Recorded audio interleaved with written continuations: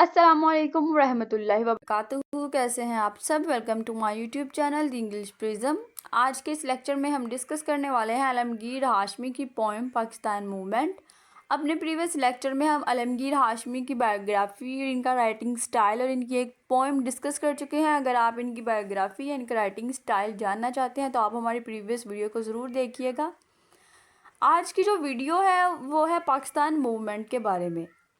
तो पाकिस्तान मूवमेंट, इस पोएम में उन्होंने पाकिस्तान की हिस्ट्री और पाकिस्तान की जो माइग्रेशन हुई थी, यानी कि जब पाकिस्तान और इंडिया इनको इंडिपेंडेंस मिली थी उसके बाद जो माइग्रेशन का सिलसिला स्टार्ट हुआ था उसको बताया गया है। पाकिस्तान की हिस्ट्री को बताया गया है, यानी कि पाकिस्तान बनने के बाद भी पाकिस्तान को किन मुश्किलात का सामना करना पड़ रहा है। और उसके बाद हम देखेंगे कि पोइट को फिर भी उम्मीद है कि जो हमारा फ्यूचर है वो ब्राइट हो जाएगा।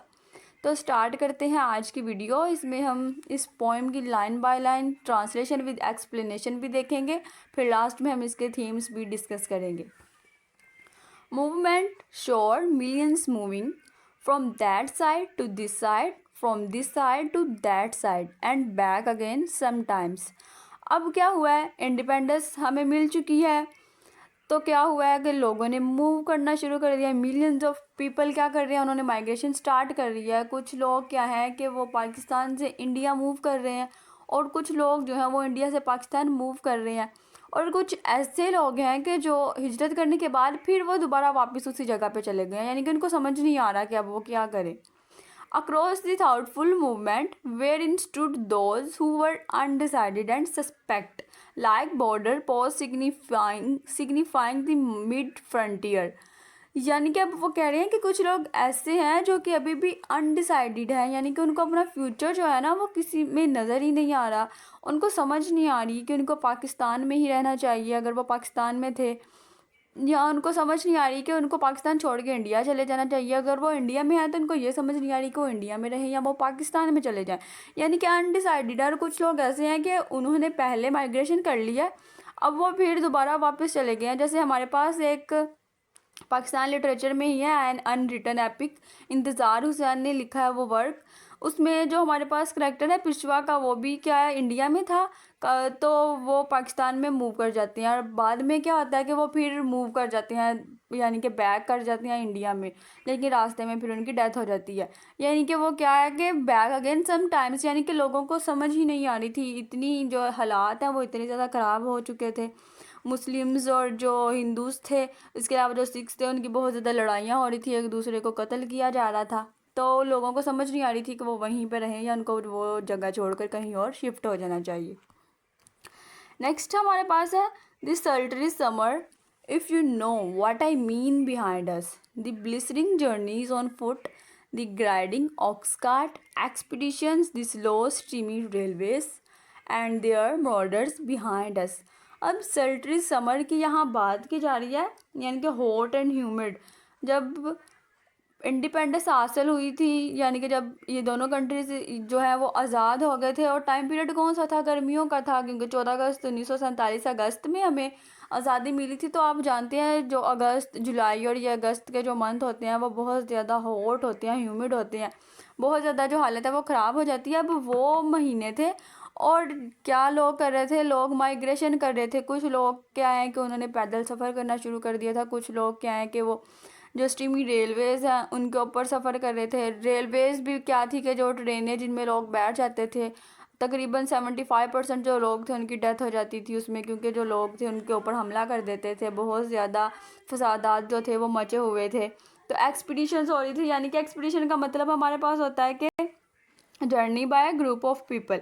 अब यहाँ पे ग्रुप ऑफ पीपल जो है ना वो सफ़र कर रहे होते हैं किसी खास पर्पज़ के लिए, यानी कि वो मूव कर रहे थे ना यहाँ पे, लेकिन फिर भी क्या है कि उनके जो मॉडर्स थे वो उनके पीछे थे, यानी कि जो वहाँ पे रेड डालने आते थे ग्रुप ऑफ पीपल थे। अगर वो मुस्लिम्स होते थे तो उनको हिंदू या सिख कत्ल कर देते थे, अगर सिख या वो हिंदू होते थे तो उनको मुस्लिम्स कत्ल कर देते थे। यानी कि वो सब क्या थे, एक दूसरे के दुश्मन बने हुए थे कि हम किसी को भी ज़िंदा यहाँ से जाने नहीं देंगे।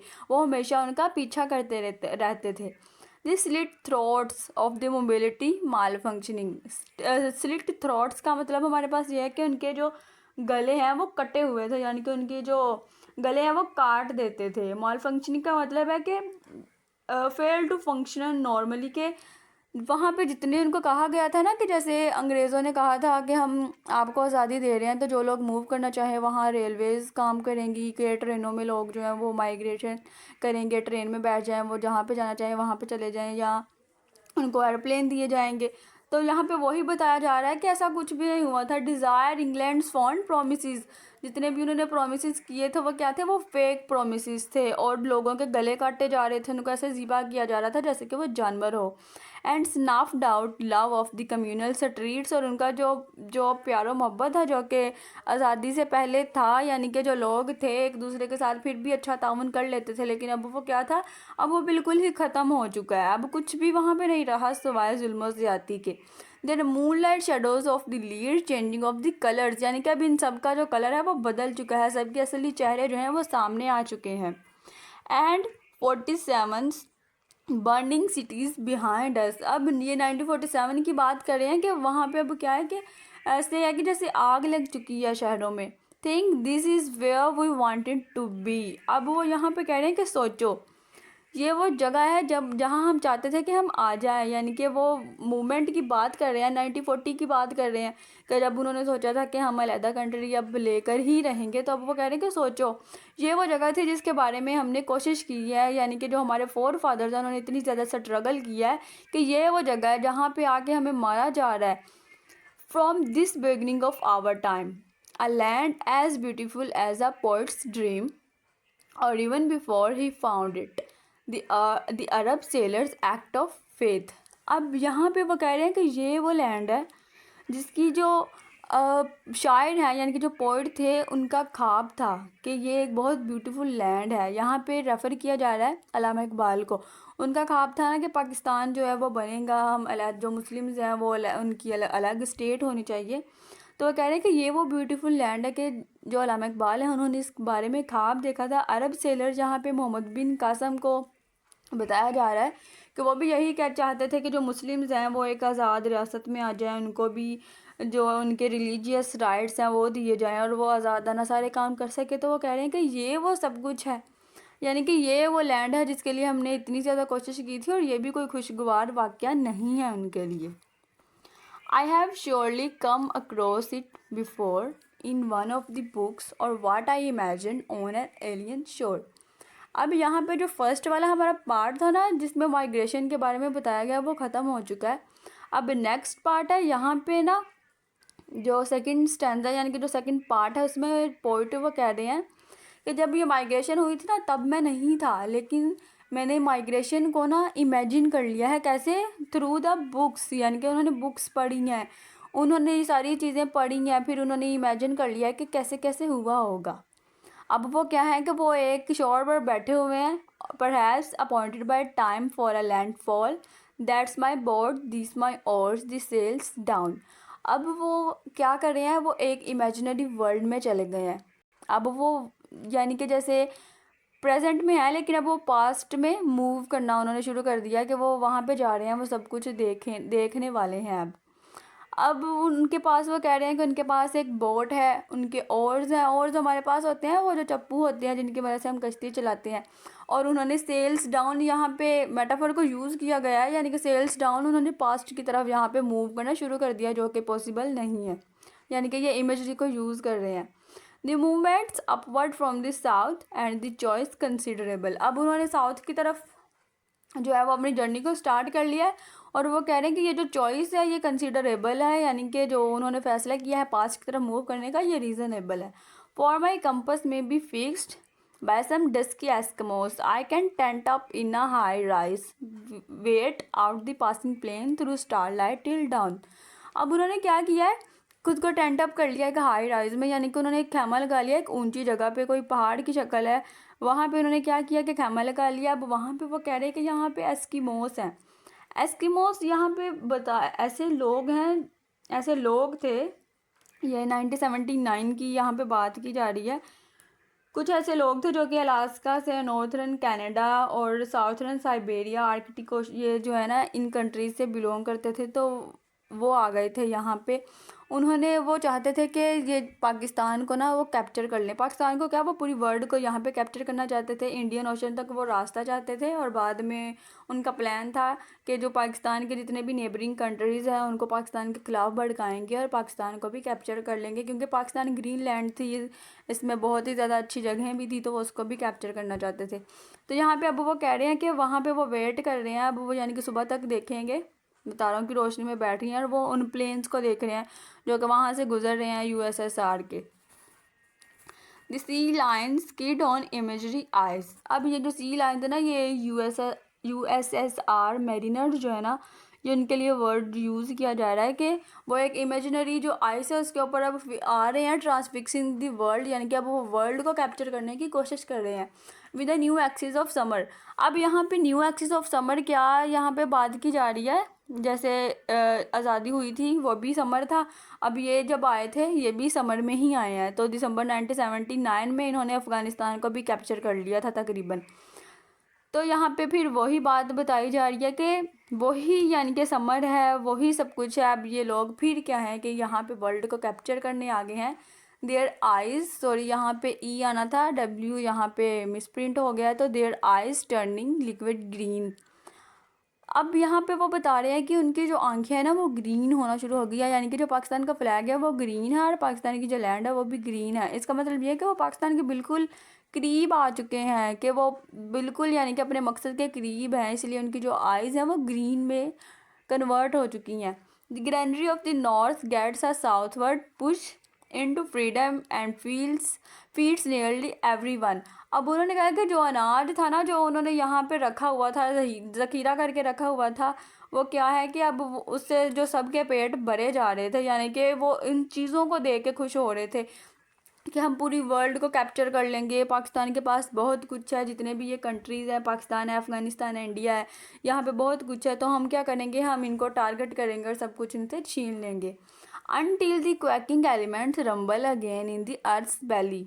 अब तब तक ये खुद को ऐसा सोच रहे थे, ऐसा ये खुश हो रहे थे देख के, तब जब तक क्या नहीं हुआ था, वोल्केनो इरप्शन नहीं हुई थी। फिर क्या हुआ, अचानक ही क्या हुआ कि जो अर्थ बैली थी, यानी कि जो ज़मीन थी, वो कांप उठी और क्या हुआ, वोल्केनो डिस्टर्बेंस हो गई, यानी कि वोल्केनो इरप्शन हो गई और फिर इन लोगों का बहुत ज़्यादा नुकसान हुआ, इन लोगों को वापस जाना पड़ा। And split the lands beyond rejoicing का मतलब होता है कि अपनी विक्ट्री पे बहुत ज़्यादा खुश होना। अब वो यहाँ पे कह रहे हैं कि अब यहाँ पे क्या हुआ है, वोल्केनो इरप्शन हो गया, इनका बहुत ज़्यादा लॉस हुआ है, ये जितने भी मैरिनर्स थे इनको वापस जाना पड़ा है। अब ये जो जितने भी ये लोग थे ना, जो ये प्लान लेकर आए थे, अब ये खुद स्प्लिट हो गए थे।